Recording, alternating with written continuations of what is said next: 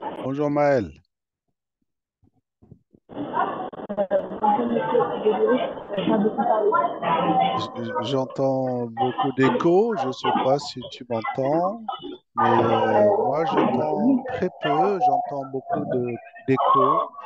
Est-ce que si tu m'entends bien, c'est le plus important? Est-ce oui, que je vous entends. ok, parce que moi, si tu veux, bon, ça ne me dérange pas. Par contre, si tu peux baisser ou carrément éteindre, voilà, ça c'est mieux pour moi. C'est mieux pour moi parce que là, j'entendais beaucoup d'écho dans mes oreilles, dans mon casque. Ça me fatigue un peu. Je suis encore un peu malade, mais je commence à me sortir un peu de ma grosse. Alors, euh, ok, c'est parfait. C'est parfait, Maël. Je te remercie. Alors, donc, je regarde l'heure qu'il est. Ouais, on va attendre 2 petites minutes, mais en attendant que vos camarades arrivent, que ce soit Maël, Seta ou Oriane. Vous vous rappelez que je vous ai zappé la semaine dernière? Voilà. Est-ce que vous avez vu les enregistrements que j'ai fait avec vos camarades? Alors, quand vous parlez, j'entends beaucoup d'écho. Je ne sais pas si ça vient de moi ou de vous, mais j'entends rien. Ça résonne. C'est peut-être mon casque qui déconne. Oh là là, j'entends rien du tout. Il y a quelqu'un qui, je vois que c'est Seta qui est en train de parler et j'entends rien du tout. Alors, je sais pas. Est-ce que vous êtes peut-être à l'extérieur ou j'entends des gens parler, mais je ne distingue rien. Oh là là, j'entends rien du tout. Alors, on va essayer avec Seta. C'est toi qui parles. Essaie de parler, s'il te plaît. Seta, oui, tu peux parler. A priori, tu.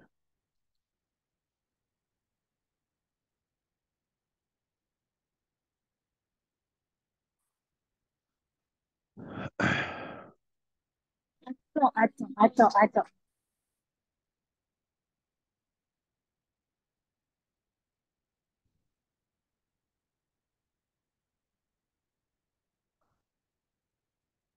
Alors, quelqu'un peut me répondre à ma question?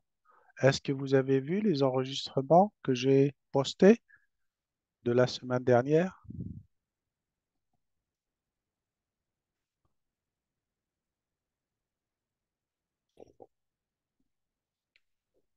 Et alors, dans ces enregistrements, il y a certains d'entre vous qui me disent oui. Dans ces enregistrements, il y a, si vous voulez, la correction des exercices que je n'ai pas fait avec vous. Alors, la semaine première on était ensemble en salle, je crois qu'on a fini jusqu'à l'exercice 6, je crois. Et jusqu'à la fin du TD, 7, 8, 9, 10, 11, 12, 13, tout est enregistré. Et, mais vous allez voir ce que je vais vous proposer aujourd'hui. Normalement, votre première série de TD du 6, alors combien elle comporte de TD d'exercices, votre première série, s'il vous plaît? Quelqu'un peut me répondre?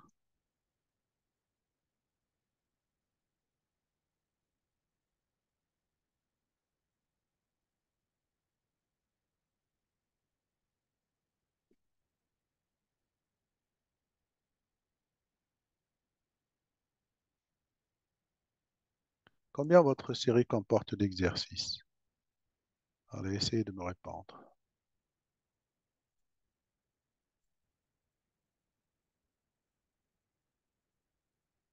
Allez, je vais prendre une personne en particulier. Maël, est-ce que tu peux me parler de vive voix, s'il te plaît? Connexion à l'audio. Oui, il y a Nolan qui veut essayer de parler. Vas-y, Nolan, je t'entends.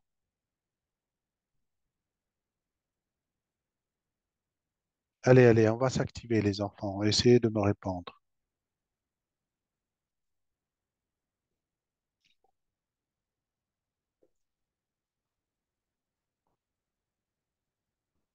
Oui, mais vous ne me répondez pas à mes questions là. Je suis... Ah, dans les transports, d'accord, c'est pour ça que j'entends du bruit.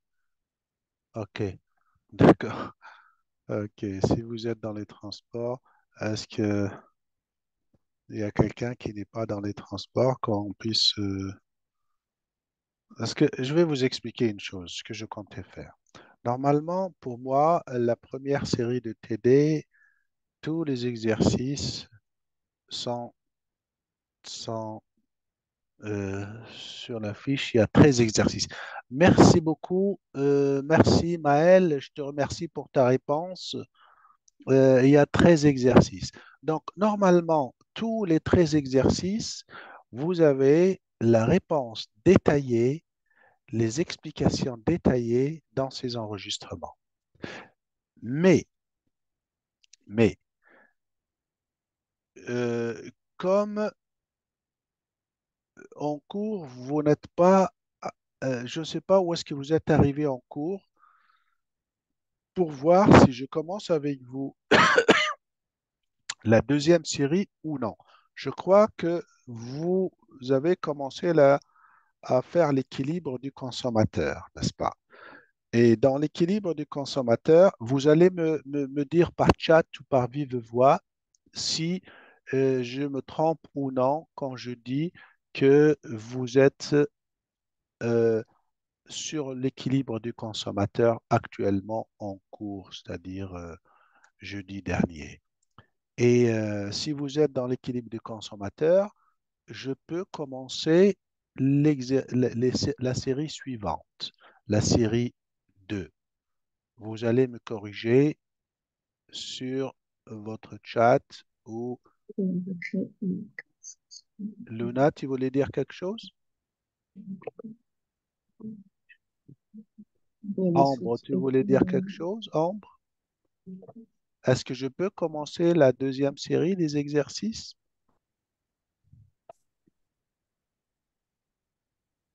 Je veux être sûr que tout le monde, oui, on a vu son analyse graphique. Ah, très bien, Nolan, merci beaucoup.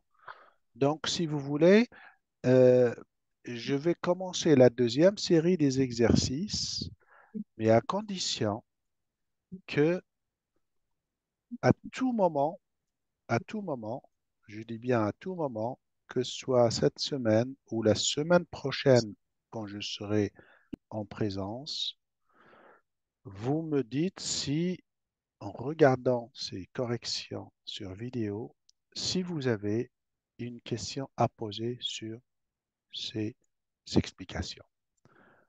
Et donc, je vais commencer la série deuxième, n'est-ce pas? Euh, voilà, si vous voulez, vous allez me dire, s'il vous plaît, si vous voyez le, l'exercice premier qui est affiché devant vous, est-ce que vous arrivez à le voir?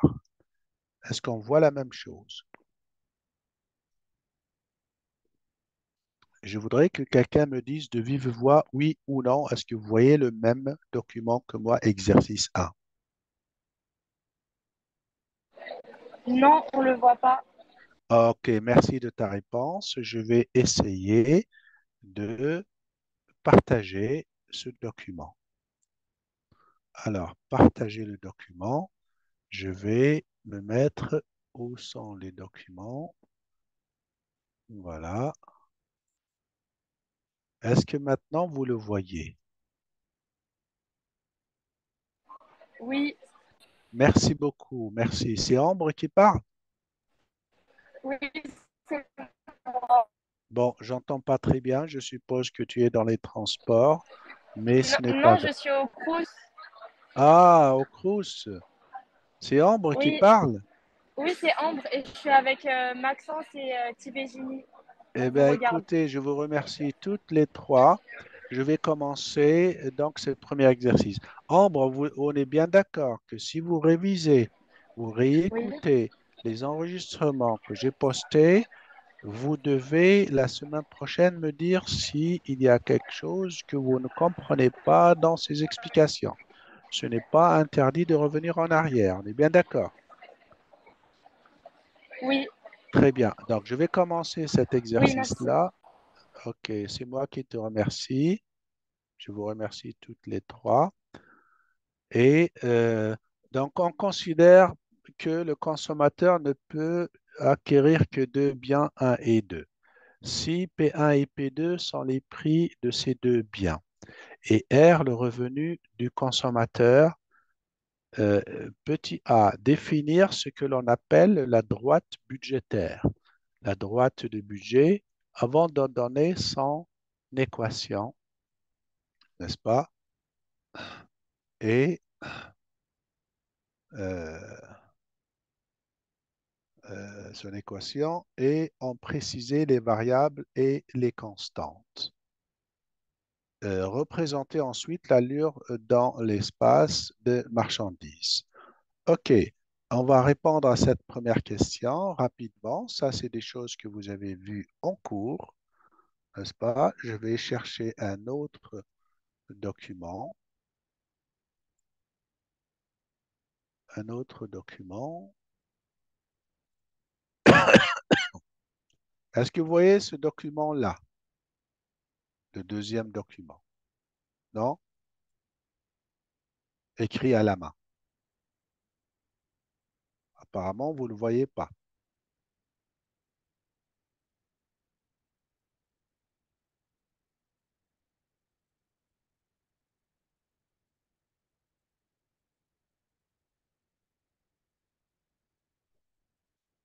En tous les cas, je vais...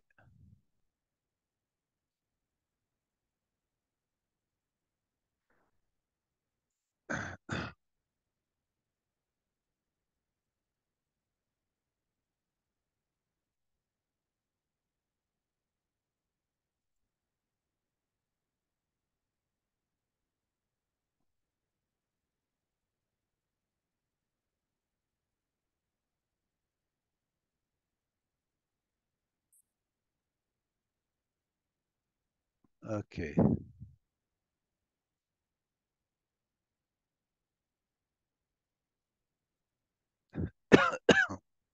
Excusez-moi, je suis en train de télécharger un document. Est-ce que vous voyez cet autre document écrit à la main, s'il vous plaît? Vous me dites si vous le voyez ou pas.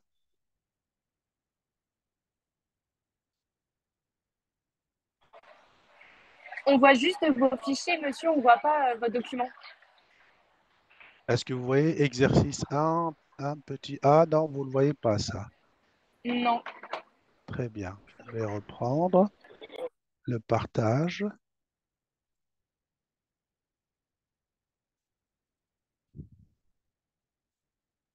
Et là, est-ce que vous voyez quelque chose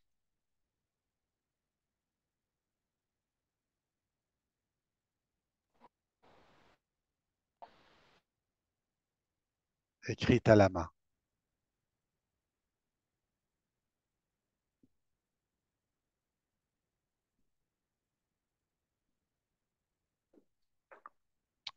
Répondez-moi.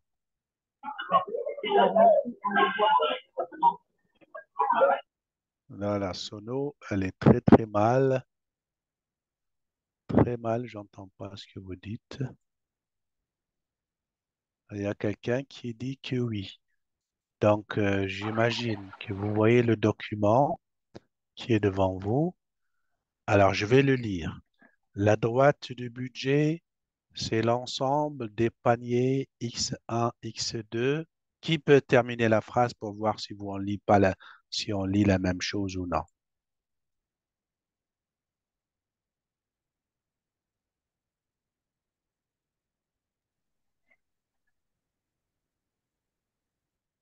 La droite de budget, c'est l'ensemble des paniers X1, X2. Qui peut lire la suite? Dont le coût pour le consommateur est exactement égal à son revenu R. Très, très bien. Ça m'a permis de vérifier qu'on lit bien le partage des fichiers. Donc, vous lisez la même chose que moi. Et donc, là, c'est la réponse au petit a de la première question. Et donc, la droite de budget, c'est l'ensemble des paniers X1, X2 dont le coût pour le consommateur est exactement égal à son revenu. Alors, retenez bien, s'il vous plaît, que votre prof, elle met toujours cette question dans les examens. On est bien d'accord, les filles? Cette question revient tout le temps dans les examens, la définition de la droite de budget. C'est l'ensemble des paniers X1, X2 dont le coût est exactement égal au revenu du consommateur. Et son équation s'écrit le revenu R égale P1 fois X1 plus P2 fois X2, c'est-à-dire le prix du bien 1 fois sa quantité X1 plus le prix du bien 2 fois sa quantité X2. Il faut que ce soit égal au revenu du consommateur.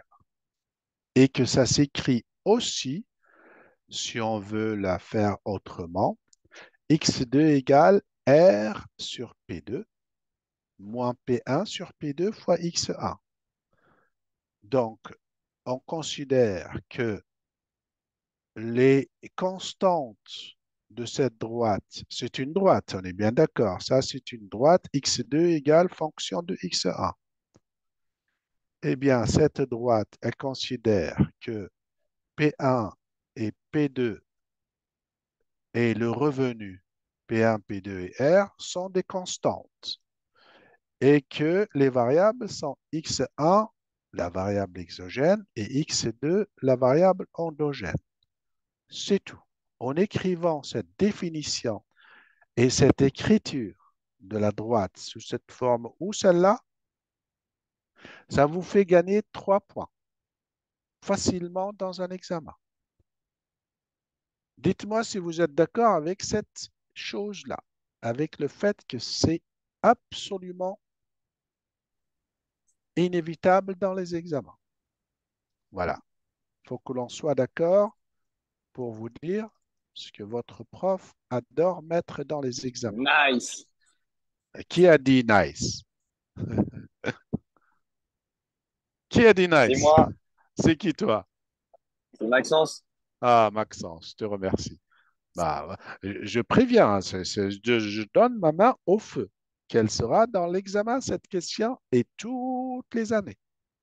Répète, Maxence. Nice? Nice. Très bien. OK. Deuxième question. Qu'est-ce qu'elle demande, la deuxième question? Hein? Qu'est-ce qu'elle dit?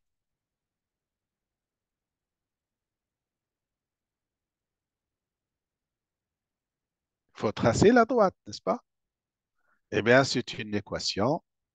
X2 égale R sur P2 moins P1 sur P2 fois X1, n'est-ce pas? Eh bien, moins P1 sur P2, c'est la pente de la droite. C'est comme si vous aviez Y égale une constante moins une autre constante fois X. Eh bien, cette droite-là, elle se trace facilement. Vous voyez bien que P1 et P2 étant positifs, moins P1 sur P2 est une pente négative. Donc, elle va se tracer comme ceci. Voilà,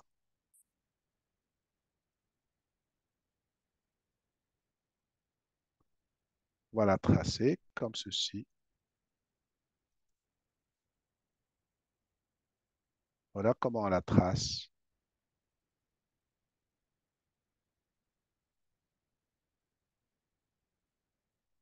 On la trace comme ceci. Voilà, x2.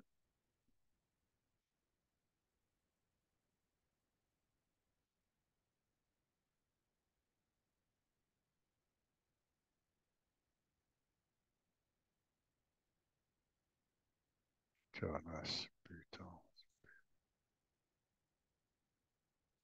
Voilà. Sur le dessin, c'est pas bon. Je vais la prendre sur un tableau blanc, c'est mieux.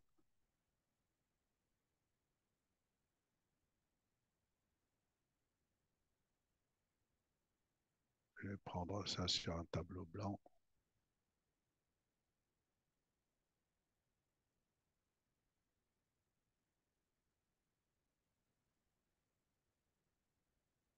Tout chiant.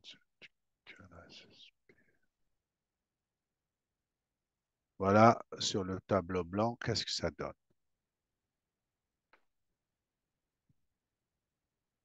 Ça nous donne une chose comme ça.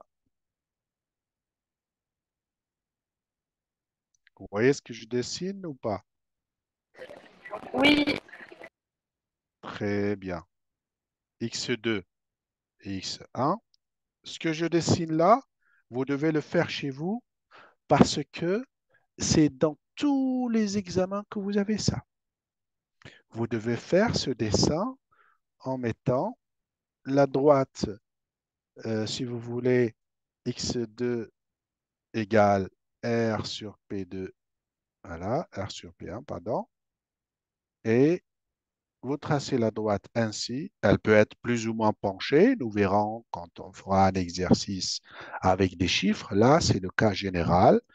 Et donc, cette droite-là, elle représente la droite du budget de consommateur, c'est-à-dire ici, tous les points qui sont là, ce sont les points où x2 est égal à R sur P1 moins P2 sur P1 fois X1. Et les points qui sont en dessous, faites bien attention, ce que j'explique là est très important. Vous pouvez tomber dessus à l'examen.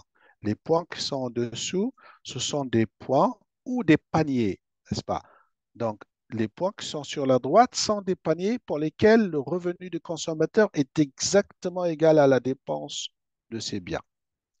En dessous, ce sont des paniers qui euh, ont une, ils ont un prix qui est euh, dans lequel le revenu est supérieur à P1 fois X1 plus P2 fois X2. Tous ces paniers en dessous de la droite sont des paniers que le revenu permet plus que de les acquérir. Et les paniers qui sont au-dessus de la droite, ici, ce sont des paniers où le revenu est inférieur aux dépenses totales sur ces deux biens. Et là, donc, sur la droite, ce sont des paniers où le revenu est exactement égal à P1X1 plus P2X2, ce qui revient à la même chose que ça. Ce sont les paniers sur la droite. Est-ce que vous avez compris ceci?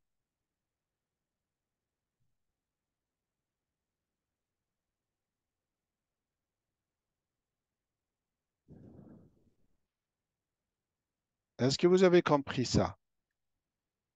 oui, on a compris.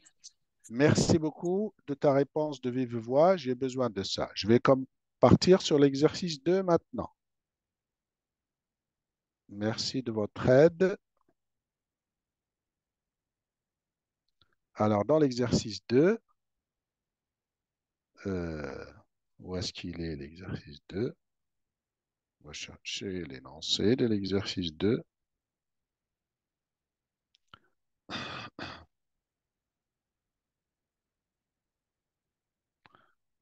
Est-ce que vous voyez l'énoncé de l'exercice 2 devant vous? Avec- Non, Ah, merci de ta réponse. Si c'est non, je vais revenir sur le partage. Et c'est ça ce qui est un peu embêtant avec C'est technique. Où est-ce qu'il est ce partage de l'exercice 2? Maintenant, vous le voyez, je crois. Très bien.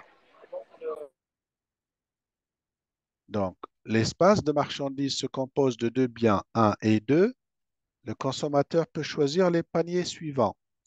On a un panier A, 60-45, c'est-à-dire 60 unités ou quantités du bien 1 et 45 du bien 2. 75 du bien 1 et 30 du bien 2, c'est le panier 2, etc. jusqu'au panier T. Tous ces paniers, ce sont des paniers composés de deux biens, le bien 1 et le bien 2, n'est-ce pas? Ça, c'est le bien 1. Ça, c'est le bien 2. Et vous voyez bien une chose. Faites bien attention. Quand on passe d'un panier à l'autre, ici, on passe de 60 à 75. La quantité du bien A, qu'est-ce qu'elle fait? Elle augmente, n'est-ce pas? Et donc, automatiquement, qu'est-ce qui arrive à la quantité du bien 2?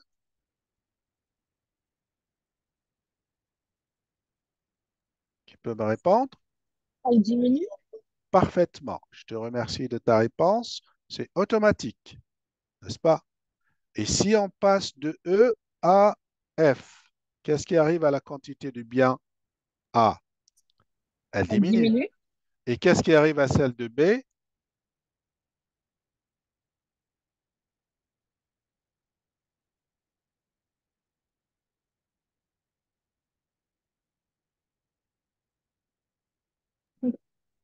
Elle diminue aussi. Elle diminue aussi. Et ça veut dire que c'est contradictoire, n'est-ce pas? Donc, ça veut dire qu'on n'est pas sur la même courbe d'indifférence. Ça veut dire que on change de courbe d'indifférence. Alors, première question. Notre consommateur dispose d'un revenu R égale 540. Les prix du bien 1 et 2 sont 6 et 4.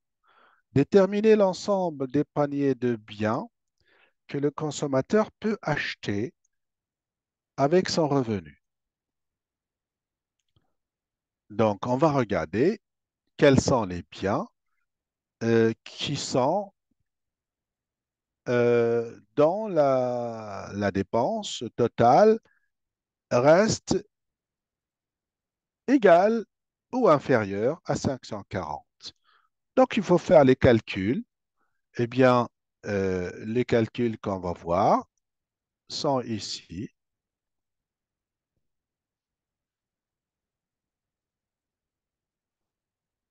Est-ce que vous voyez mon deuxième document maintenant?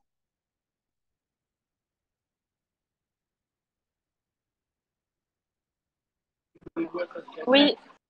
Très bien. Merci de ta réponse de vive voix. C'est très gentil à toi. Comme ça, je peux avancer. Eh bien, si on fait les calculs, on trouve que le panier A il coûte 765. Le panier B coûte 720, pour chaque panier, A ou B ou C ou D, on additionne la dépense totale, le prix du bien 1 fois sa quantité, plus le prix du bien 2 fois sa quantité, et on a donc toutes ces dépenses-là. Voilà. Et on va regarder quels sont les biens pour lesquels, euh, pour lesquels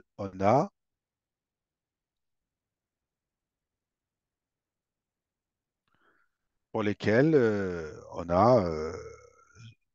on dépasse, pour lesquels on dépasse ou on ne dépasse pas les 540. Alors, les paniers que les consommateurs peuvent acheter, ce sont ceux qui sont inférieurs ou égaux à 540 au total.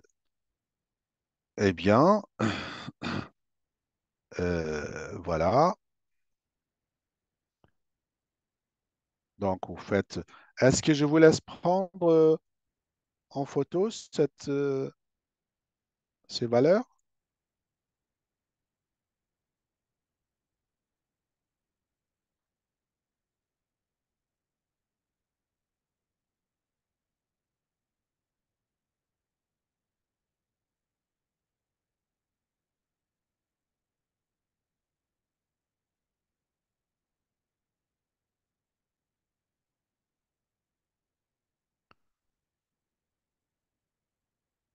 Donc, vous notez, si vous voulez, le commentaire autour de cette question.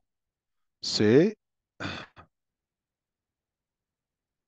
vous notez donc le commentaire, seul le panier C, qui est celui-là, vous voyez 540 ici? Voilà, le 540, c'est le panier C. Vous notez donc, seul le panier C peut être acheté par le consommateur. Il s'agit donc du panier qu'il va choisir, n'est-ce pas? On est à quelle question là? Je suis un peu perdu.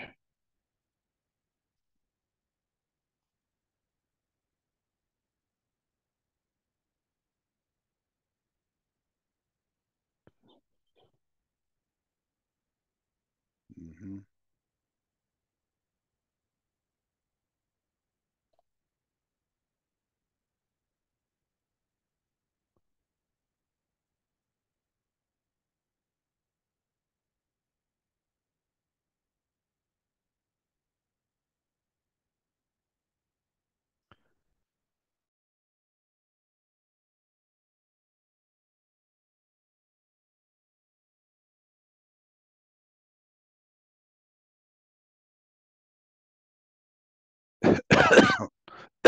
Voilà, dans l'enregistrement, vous allez le revoir. Seuls ces paniers-là,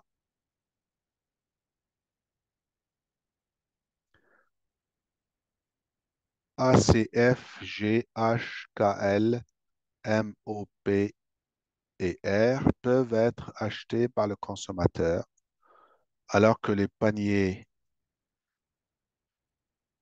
avec les paniers A, K et P, c'est-à-dire le premier K et le panier P, comme celui-là, K comme celui-là, et le panier A qu'on a vu en premier, ils peuvent être, ils peuvent, si vous voulez, euh, ils peuvent épuiser tout le revenu du consommateur. Tandis que les paniers, je vais les mettre dans une autre couleur, les paniers plus en bleu, là,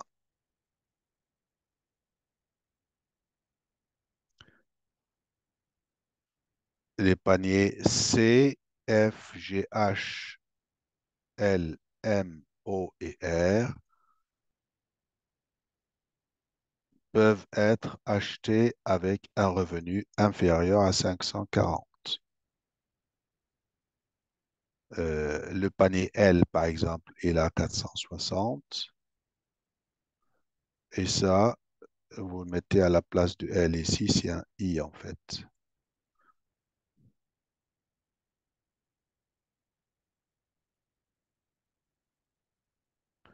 Ou L qui est là, le L, non, ici c'est un L plutôt, et là c'est un I.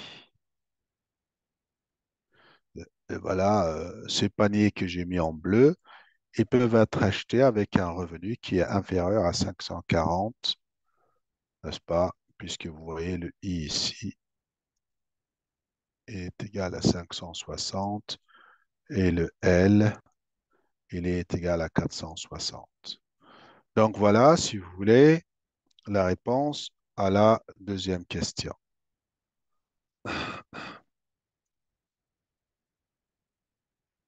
Alors, question suivante.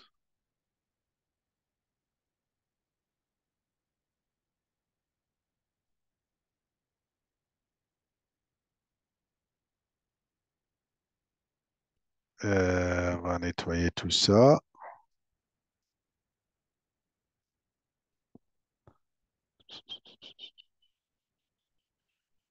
Voilà.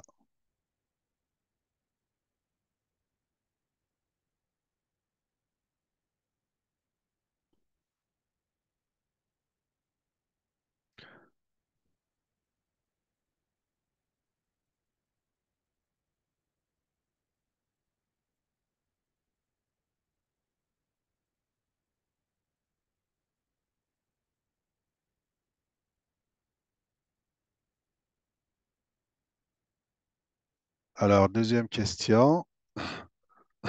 Notre, les préférences du consommateur face à ces paniers sont les suivantes.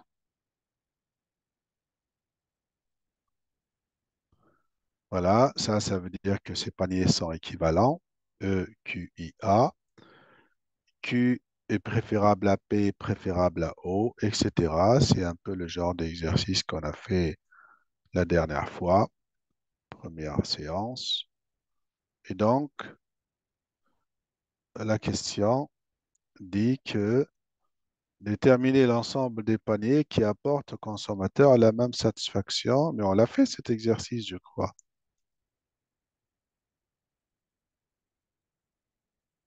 S'il vous plaît, est-ce que vous pouvez vérifier qu'on a les mêmes énoncés là?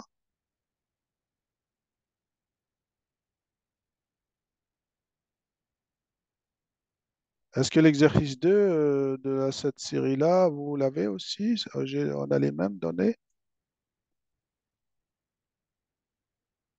Je suis un peu perdu, les enfants, là, sur les énoncés. Je crois qu'on a fait cet exercice.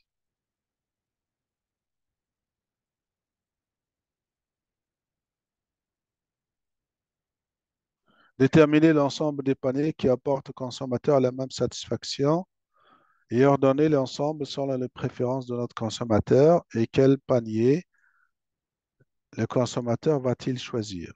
Bon, c'est pas grave, on va continuer le raisonnement. Voilà, si vous voulez, les relations entre les paniers sont les suivantes. Qu'est-ce qu'on trouve?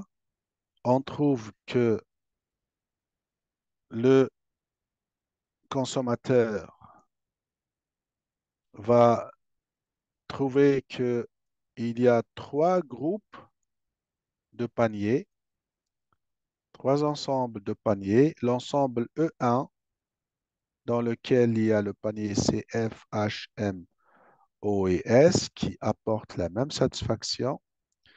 Un deuxième ensemble de paniers E2, GKL, PRT, et un troisième ensemble de paniers E3, ABDE, EI, JNQ, qui apporte un troisième niveau de satisfaction qui est supérieur aux deux précédents, E3, préférable à E2, préférable à E1. Et ceci, on le voit à partir de, des préférences exactement comme on l'a fait dans l'exercice de la semaine dernière quand on était, la première séance quand on était en présentiel. Et donc,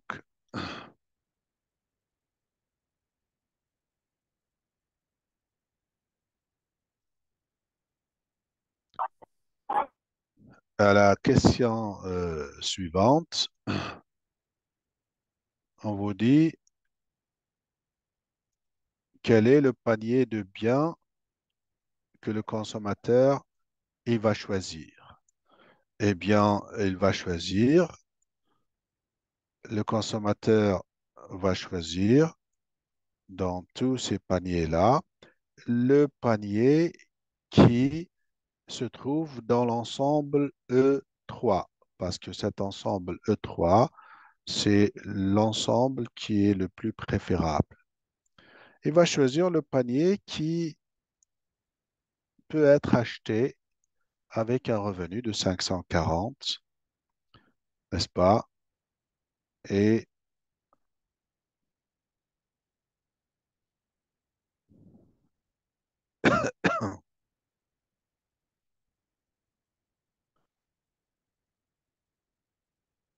et dans E3, avec R égale 540, P1 égale 6, le panier qu'il peut acheter, c'est,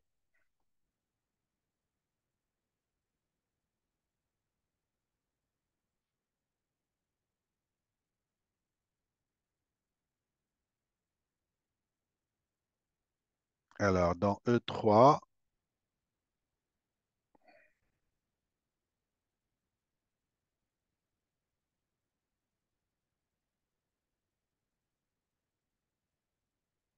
Alors, E3, ABDE, ABDE, IGNQ, ABDE, GNQ, ABDE, GNQ.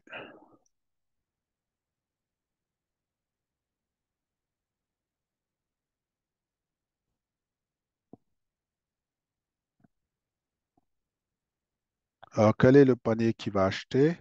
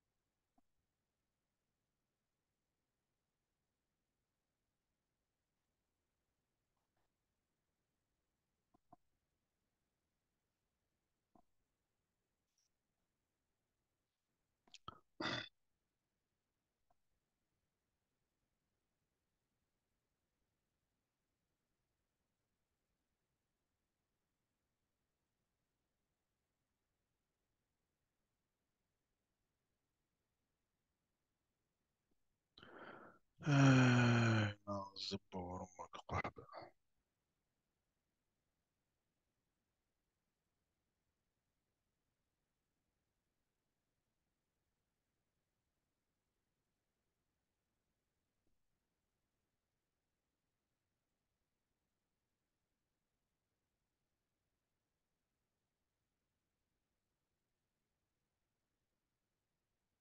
Alors, vous notez, s'il vous plaît, que pour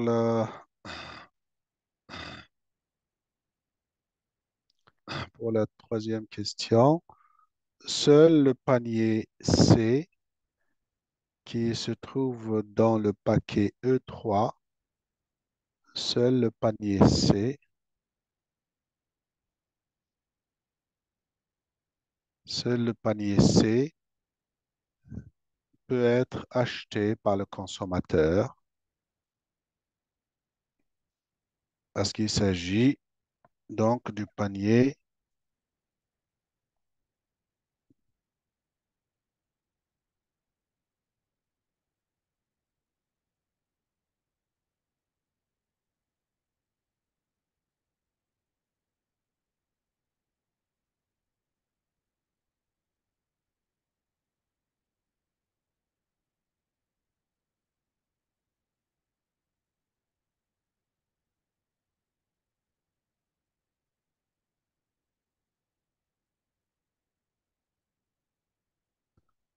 Allô?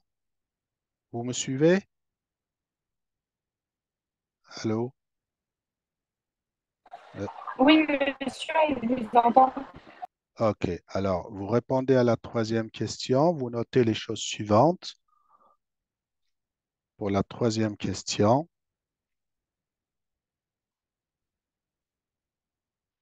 vous notez qu'avec un revenu R égale 540, un prix P1 égale à 6 et un prix P2 égale à 4,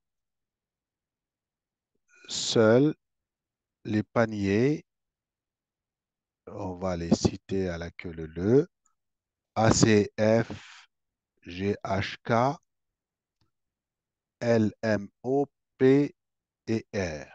Je répète, seuls les paniers ACF, GHK, LMO, P et R peuvent être achetés avec un revenu de 540 quand les prix sont 6 et 4.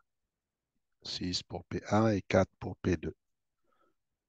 Eh bien, le consommateur choisit parmi ces paniers que je viens de citer celui qui se trouve dans le groupe E3, parce que le groupe E3 qu'on a distingué tout à l'heure, c'est celui qui apporte le plus de satisfaction. Donc, on constate que en dépensant tout son revenu, il peut acheter le panier K ou le panier P. Mais ces deux paniers appartiennent à l'ensemble E2. Ils apportent donc une satisfaction plus faible que le panier A. Donc, il va choisir le panier A qui seul appartient au groupe E3. Donc, le panier que va choisir le consommateur, c'est le panier A, le premier de la liste. On va passer maintenant à la question 4. La question 4, on vous dit que le prix du bien 2 a augmenté. Il passe maintenant à 9.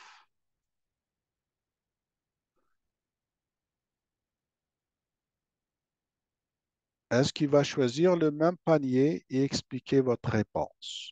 Eh bien sûr, il ne va pas choisir le même panier. Vous allez noter que avec...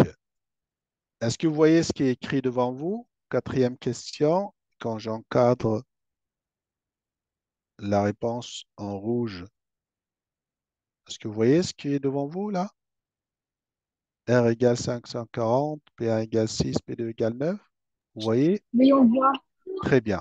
Alors, les paniers que le consommateur peut choisir avec ce nouveau prix, P2 qui passe à 9, il faut que 6 fois x1 et 9, et non plus 4 fois x2, inférieur ou égal à 540, eh bien, on se rend compte que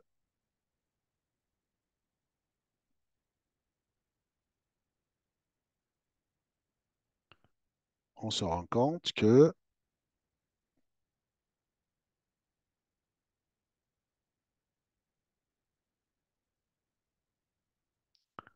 la nouvelle série, la nouvelle série de valeurs, c'est celle qui est devant vous. Voilà la nouvelle série de valeurs.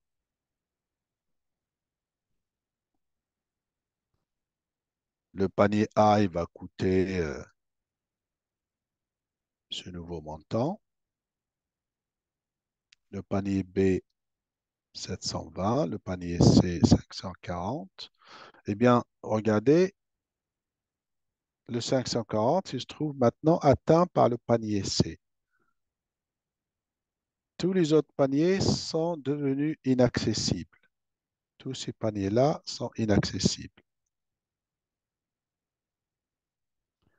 n'est-ce pas? C'est pour cela que on va trouver que le nouvel équilibre du consommateur, il va changer. Et donc, vous notez que euh,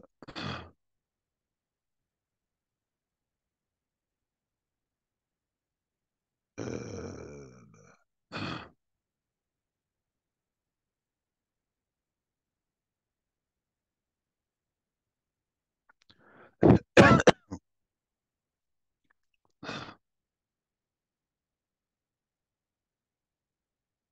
le consommateur va adopter maintenant le panier C. C'est le seul qui est accessible et qui lui apporte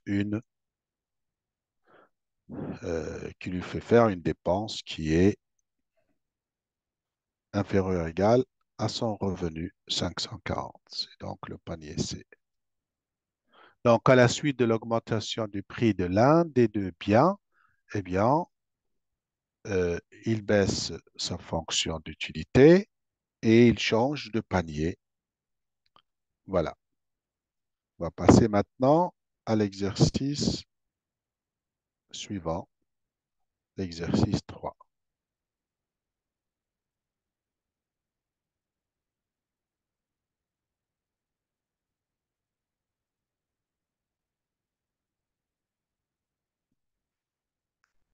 Alors, l'exercice 3,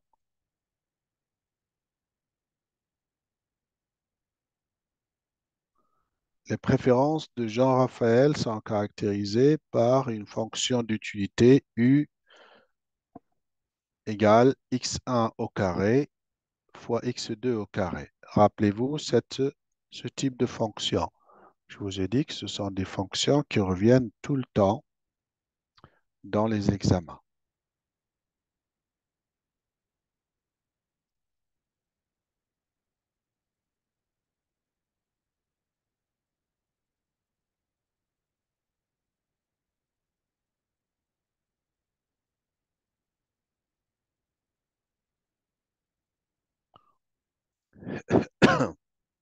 Et on suppose que les prix sont tous les deux égaux à 1. P1 et P2 égale à 1. Et le revenu de ce Jean Raphaël, c'est égal à 8. Rappelez la définition des courbes d'indifférence et des droites de budget. Et ensuite, sur un graphique, tracez la courbe d'indifférence de niveau 256 et la droite du budget en choisissant comme échelle 1 cm égale 1 unité. Donc, j'insiste ici sur le fait que ces questions sont des questions d'examen. C'est-à-dire, rappeler les définitions des courbes d'indifférence, la définition d'une droite du budget. Tiens, je me rappelle, cet exercice, il sort d'un examen. Voilà, pour être précis. Cet exercice sort d'un examen. C'est un ancien examen. Vous pouvez le trouver à la bibliothèque, dans les annales. Donc, rappelez la définition des courbes d'indifférence et des droits du budget, et ensuite, tracez la courbe d'indifférence de niveau 256. Et ensuite, déterminer l'équilibre du consommateur. Tout ça, c'est des questions classiques, traditionnelles, qui viennent toujours dans cet ordre-là. Et voilà, je vais commencer par les premières questions. Est-ce que vous voyez la réponse comme moi devant vous? Dites-moi si vous voyez la réponse à l'exercice 3. Oui, on voit. Alors, vous voyez ce qui est noté ici? Oui. Qu'est-ce qui est noté ici?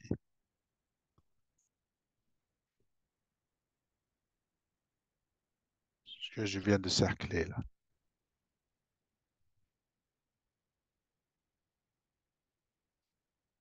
Qui peut lire ce que je viens de cercler?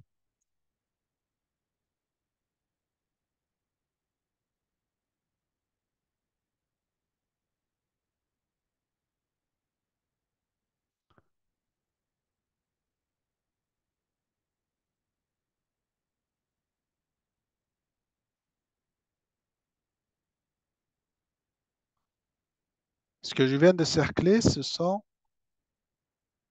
les barèmes que votre prof a mis il y a 2 ans pour cet examen. Donc, cet exercice,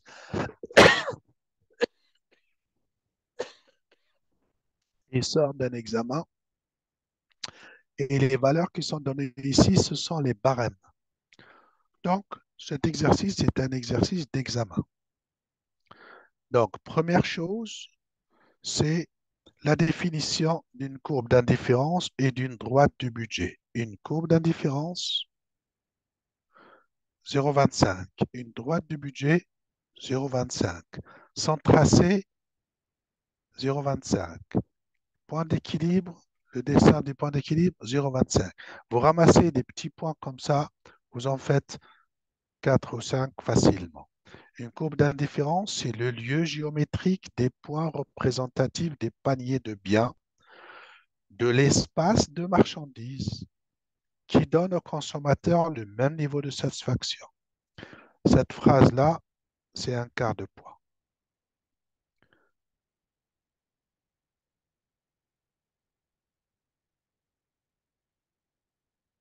Ensuite,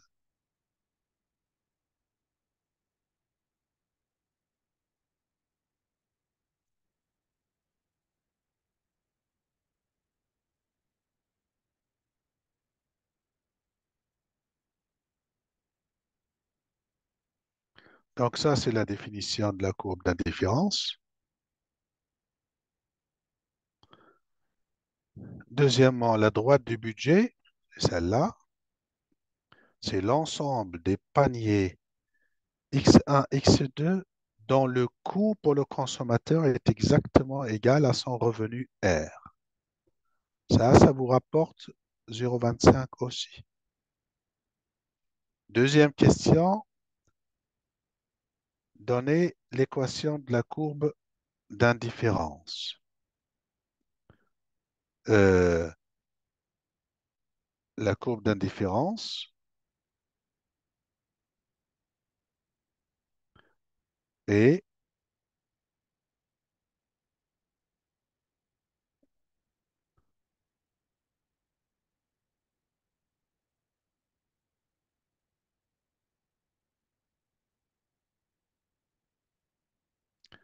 lorsqu'on écrit que x1 au carré plus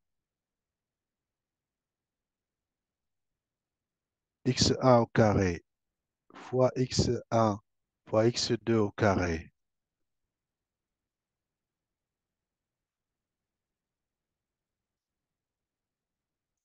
égale à 256, ça, c'est l'équation de la courbe d'indifférence. On peut l'écrire dans l'espace comme étant x2 au carré égale 256 sur x1 au carré, ou que x2 est égal à la racine de tout ça, c'est-à-dire 16 sur x1. Et donc, on construit un ensemble de couples de points x1, x2. Si on met x1 égale à 16, on a x2 égale à 1. Si on met x1 égale à 8, 16 sur 8, ça fait 2, ça donne x2 égale 2. Si on met x1 égale à 4, ça fait 16 sur 4, ça donne 4, etc. On peut déterminer facilement, comme ici, 2, 4, 5 points. 5 points qui permettent de tracer cette courbe d'indifférence. Mais déjà, en ayant l'équation de la courbe, on a un demi-point. Et si on la trace, on a encore un demi-point. Et donc, tout ceci est obtenu facilement de la manière suivante. Je vais diminuer le tracé.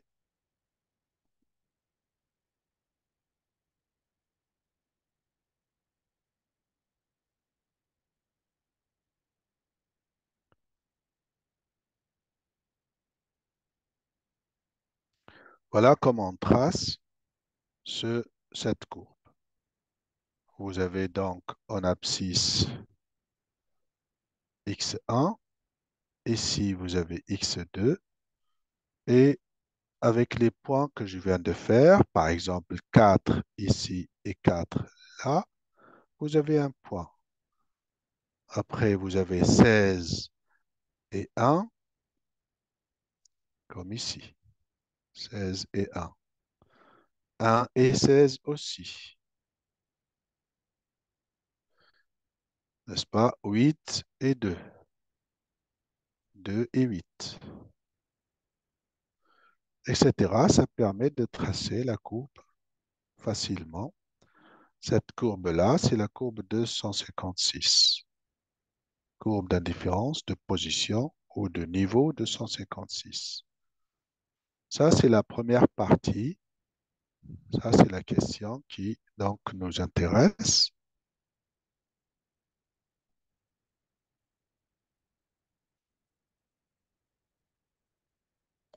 Après avoir tracé cette courbe, n'est-ce pas, il faut maintenant tracer l'équation de la droite de budget. L'équation de la droite du budget, c'est ça. C'est la droite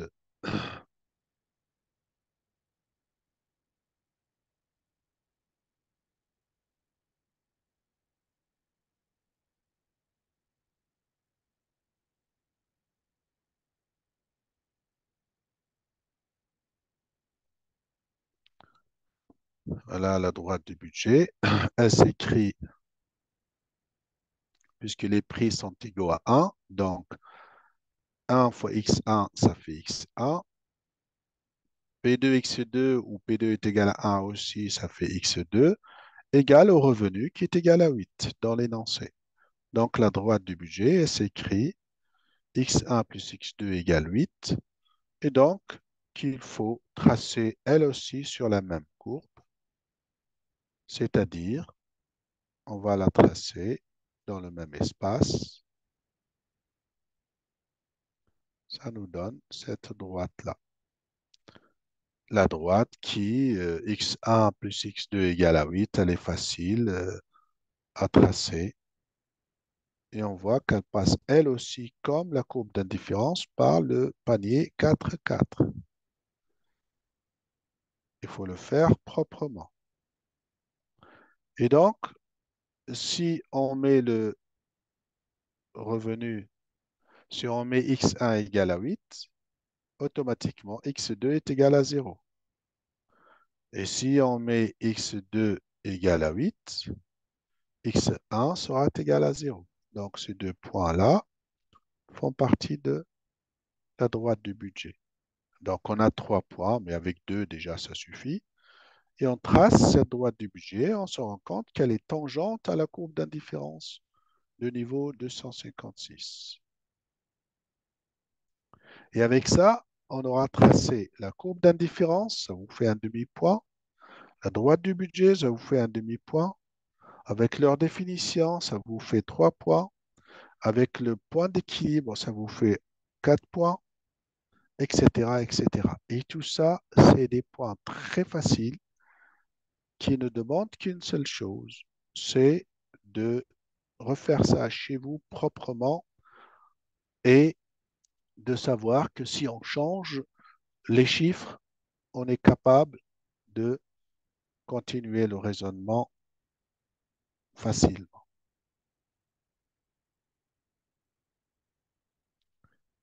OK? Donc, voilà.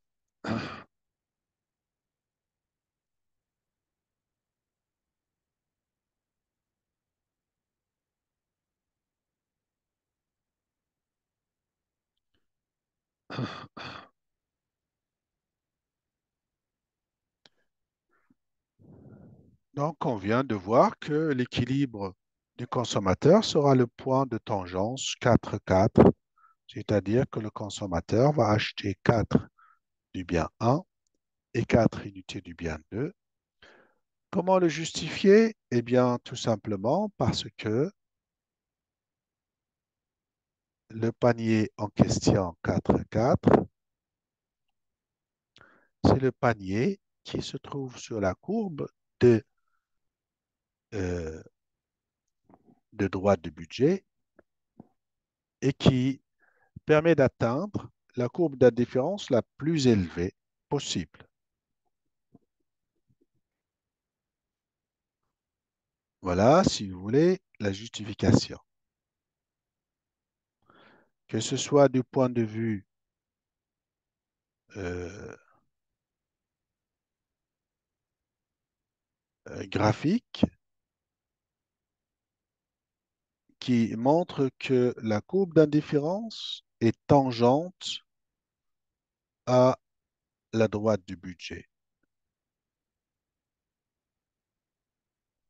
Ou du point de vue analytique, où on dit que le consommateur atteint le maximum d'utilité ou le maximum de niveau de satisfaction le plus élevé avec le budget qui lui est disponible. Donc, le panier qui maximise, voilà, si vous voulez, la conclusion que vous devez souligner, le panier qui maximise la satisfaction du consommateur, c'est le point 4.4 qui est noté sur le graphique. Ensuite, quatrième question, de, on vous demande de retrouver ces mêmes valeurs de manière analytique. Vous faites très attention que la quatrième question elle va donner beaucoup plus de points parce qu'il y a du calcul analytique. La, la valeur d'équilibre panier 4-4, on l'a trouvée par le dessin de manière graphique il y a un instant. Et on va le retrouver maintenant avec le programme du consommateur. Le programme du consommateur, c'est celui qui permet de déterminer cet équilibre de manière mathématique, si vous voulez. C'est un peu le dada des économistes.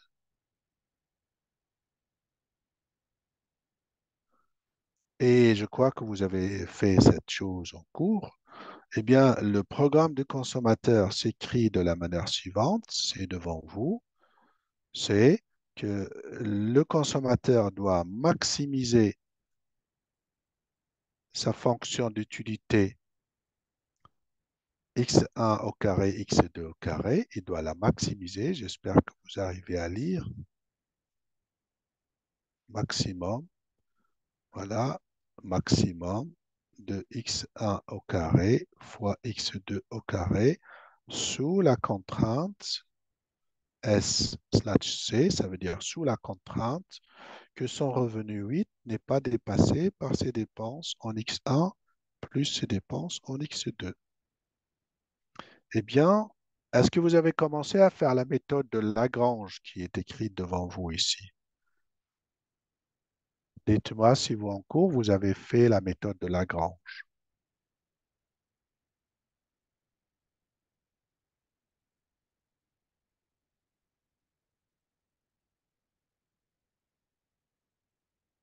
Dites-moi oui ou non.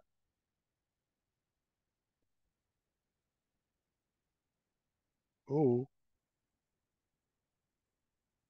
j'écoute. Est-ce que vous avez commencé la méthode de Lagrange en cours? Si vous ne l'avez pas faite, vous me dites. La méthode de Lagrange. Monsieur Lagrange. Vous l'avez fait en cours ou pas? Je veux une réponse des enfants.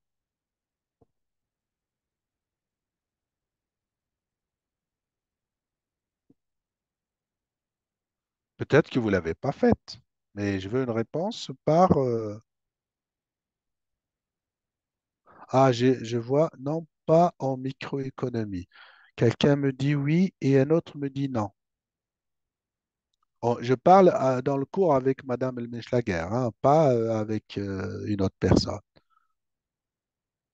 Dans le cours du jeudi. Est-ce que vous avez fait la méthode de Lagrange, s'il vous plaît? Répondez-moi.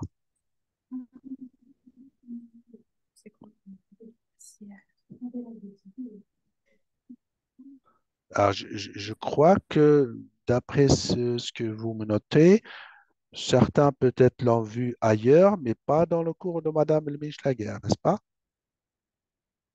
Confirmez-moi ce que je viens de dire.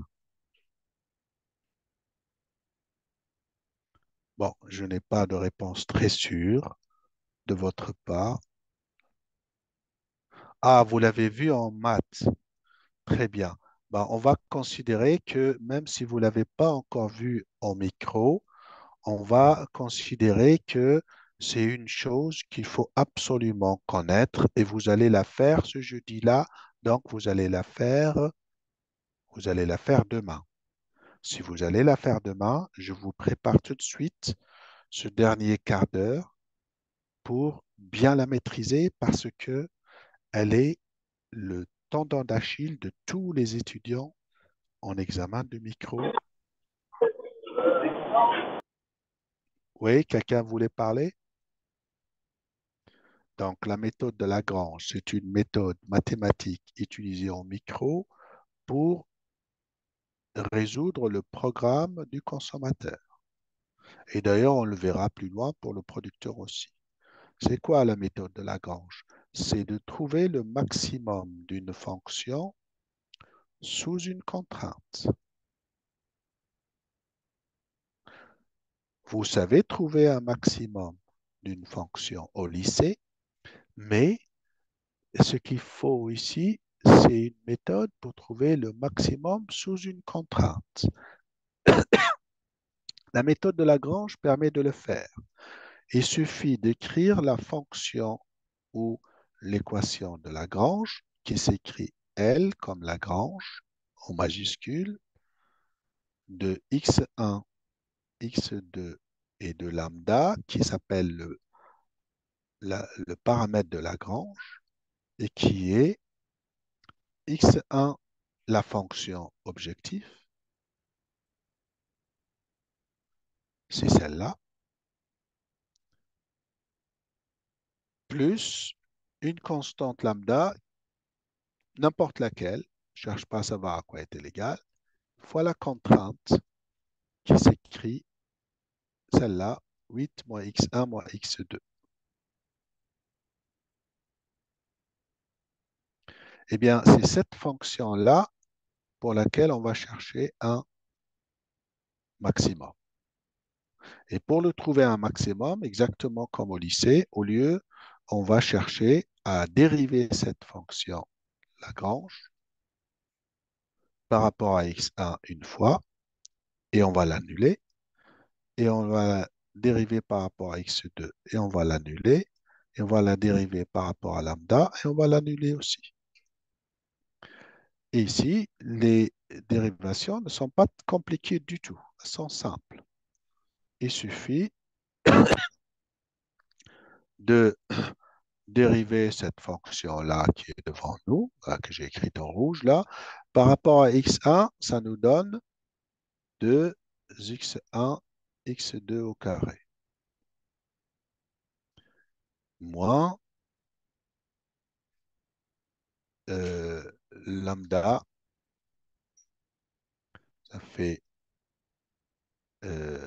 égale 0. Et on la dérive par rapport à x2, ça nous fait 2x1 au carré fois x2 moins lambda égale à 0. Et quand on dérive par rapport à lambda, ça nous fait euh, que c'est égal à 8 moins x1 moins x2. Eh bien, avec ces trois équations-là, on est capable de déterminer x1 et x2, c'est-à-dire x1 étoile, on va les appeler, les paniers, enfin, les quantités x1 et x2 qui constituent le panier qu'on a trouvé 4, 4 de tout à l'heure. Ici, c'est très simple. Si vous faites ces équations, qu'est-ce que ça donne? Ça nous donne ici, si ceci est égal à 0, ça veut dire que tout ceci, 2x1 au carré, 2x1 fois x2 au carré est égal à lambda, et que ceci aussi est égal à lambda, et que donc 2x1 fois x2 au carré est égal à 2x2 ou 2x1 au carré fois x2. Si on fait une simplification facile, n'est-ce pas, on trouve euh, que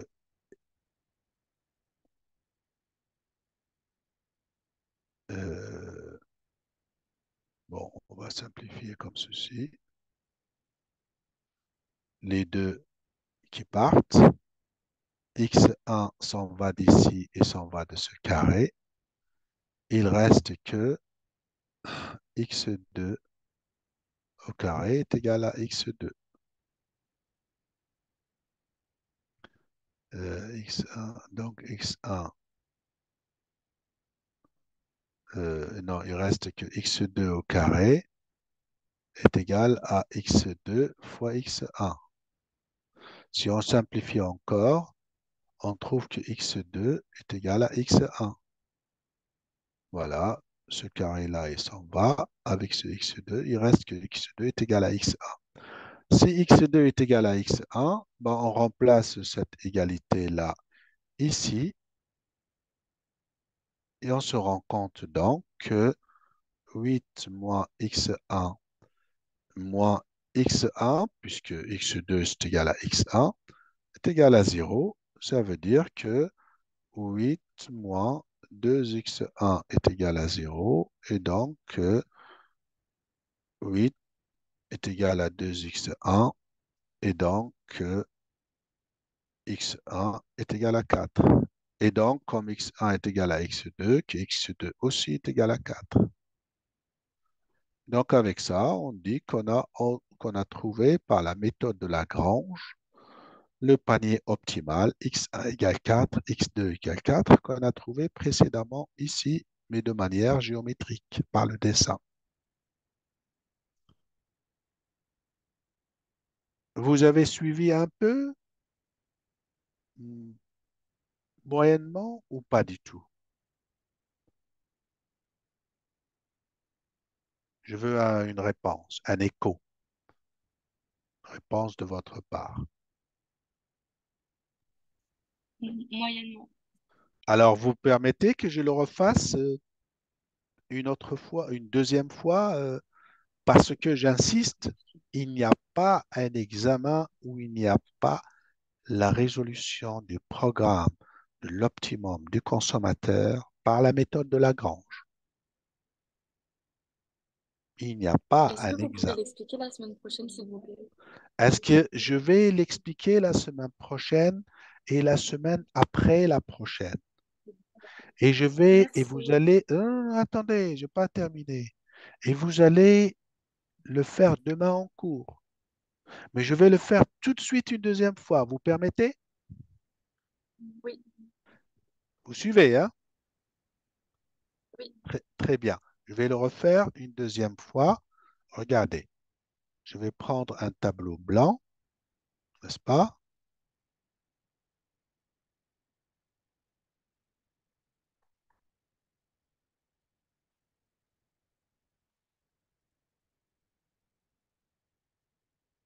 Voilà comment je vais le refaire.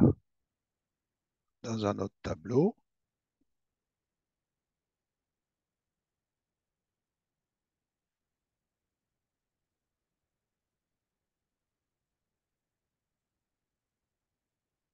on va faire ça.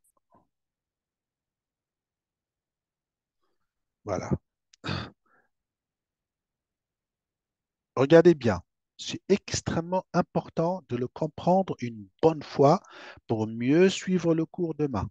La méthode de Lagrange consiste à déterminer l'optimum du consommateur. Dans cet exercice-là, le maximum, c'est maximum de x1 au carré fois x2 au carré. Sous la contrainte, SC, ça veut dire sous contrainte de la droite du budget qui ne doit pas être dépassée. Dans ce cas-là, elle s'écrit x1 plus x2 égale à 8. Pourquoi? Parce que le prix de x1 est égal à 1, le prix de x2 est égal à 2 et le revenu est égal à 8.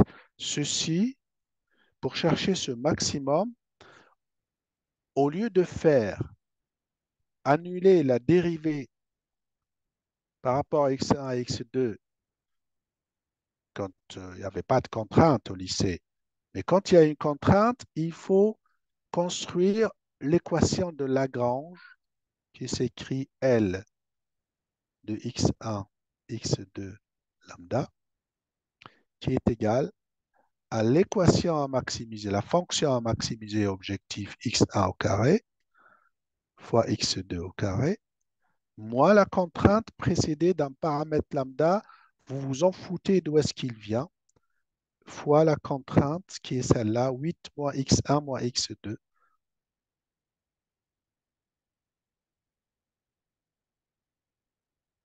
C'est comme si vous mettez x1 plus x2 moins 8 égale 0.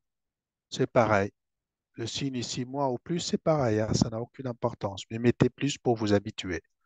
Et ensuite, vous dérivez cette quantité-là par rapport à x1 et vous la mettez égale à 0. Et vous la dérivez par rapport à x2 et vous la mettez égale à 0. Vous la dérivez par rapport à lambda et vous mettez x égale à 0. Alors, si on la dérive, cette quantité-là, par rapport à x1, qui est-ce qui peut m'aider? 2x1 fois x2 au carré. On est bien d'accord? Moins lambda moins x1 plus lambda fois moins x1. Ça fait moins lambda égale 0. Et puis, égale, par rapport à x2, maintenant, ça fait 2 fois x1 fois x2. 2 fois x1 au carré plutôt, puisqu'il y a x1 au carré, par rapport à x2, ça fait 2x2, moins lambda aussi. Est-ce que vous êtes d'accord avec cette écriture-là? Et quand vous dérivez par rapport à lambda, vous trouvez que c'est égal à 8 moins x1 moins x2 égale à 0. Quand vous dressez ça, ça vous compte déjà un point, tout ça. Ça fait un point. D'accord? Ça fait un point déjà. OK? Ensuite, l'objectif, c'est de déterminer à quoi est égal x1 étoile et x2 étoile. C'est-à-dire les paniers préférés par le consommateur. Ben, c'est très simple à trouver. Si vous faites 2x1 fois x2 au carré moins lambda égale 0, ben, ça veut dire tout simplement que 2x1 fois x2 au carré est égal à lambda. Et là, c'est pareil. Ben, avec ces deux-là, ça veut dire que lambda est égal à la fois à ça et à ça. Donc, ça implique que 2x1 fois x2 au carré est égal à 2x1 au carré fois x2. Si vous simplifiez maintenant cette équation, vous allez trouver quand les deux y partent. Le x1, il s'en va d'ici, il s'en va de ce carré. Et le x2 s'en va d'ici, il s'en va du carré. Ça veut dire que x2 est égal à x1. Que vous remplacez ici, ça nous fait donc 8 moins x1 moins x1 est égal à 0. Et donc que 8 est égal à 2x1. Ou que x1 est égal à 4, qui est égal à x2 aussi, puisqu'on a dit x1 égale à x2. Donc x1 est égal à 4 et x2 est égal à 4. Ça, c'est le panier optimal. On dit qu'on a trouvé l'optimum du consommateur par la méthode de L. Lagrange. L comme Lagrange. Lagrange, c'est un mathématicien français. Et la méthode de Lagrange, elle est étudiée par tous les étudiants d'économie dans toutes les universités du monde entier. Est-ce que vous avez compris cette idée, cette méthode?